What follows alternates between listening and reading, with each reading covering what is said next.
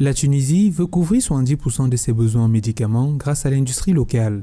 Le pays entend davantage développer l'industrie locale des médicaments biologiques pour atteindre une couverture de 70% de ses besoins nationaux contre 54% actuellement. Déclaration faite vendredi 24 avril par la directrice de la pharmacie et du médicament au ministère de la Santé publique, Dr Marianne Krouf. La Tunisie, qui connaît une pénurie de médicaments depuis novembre 2021, notamment ceux traitant le diabète ou encore les maladies cardiovasculaires, voudrait ainsi sortir de la dépendance aux pays fournisseurs dont sa population doit en payer le prix. Selon les données de l'Organisation mondiale de la santé, les maladies cardiovasculaires seraient à l'origine d'environ 20% de la mortalité prématurée dans le pays.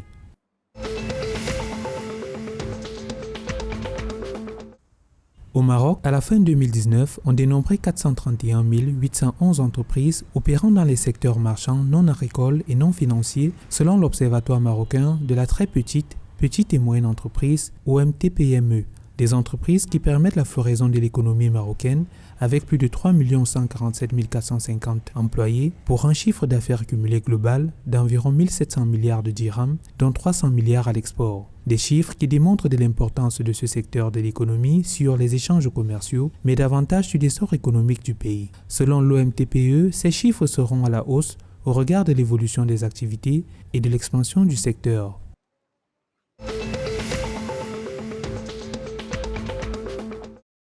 En Libye, la National Oil Corporation a confirmé samedi 23 avril que plusieurs sites de raffinerie de Zawiya ont subi des dommages divers suite aux affrontements entre milices qui ont eu lieu vendredi soir. Des incidents qui surviennent au moment où la Libye est en proie à une grave crise institutionnelle avec deux exécutifs rivaux. Dans un communiqué, la National Oil Corporation a regretté le début d'une douloureuse vague de fermeture d'installations pétrolières alors que le prix du pétrole et du gaz flambe sur les marchés internationaux sous l'impact de la guerre en Ukraine.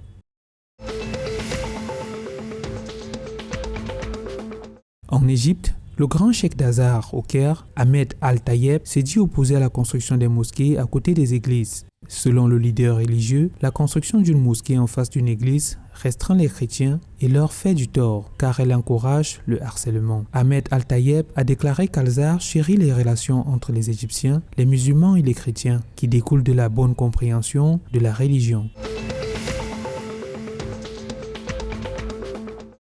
En Algérie, le président Abdelmadjid Tebboune a annoncé lors d'une rencontre avec les représentants de la presse nationale samedi 23 avril dernier de nouvelles augmentations de salaire et des allocations de chômage à partir de janvier 2023. Alors que le pays traverse l'une des années les plus dures financièrement, l'application à partir du mois de mai prochain du nouveau barème salarial avec point indiciaire augmenté dans les salaires des travailleurs de la fonction publique ne semble pas être satisfaisant selon les syndicats regroupés sous le sigle de la Confédération des syndicats algériens autonomes qui ont rejeté cette augmentation.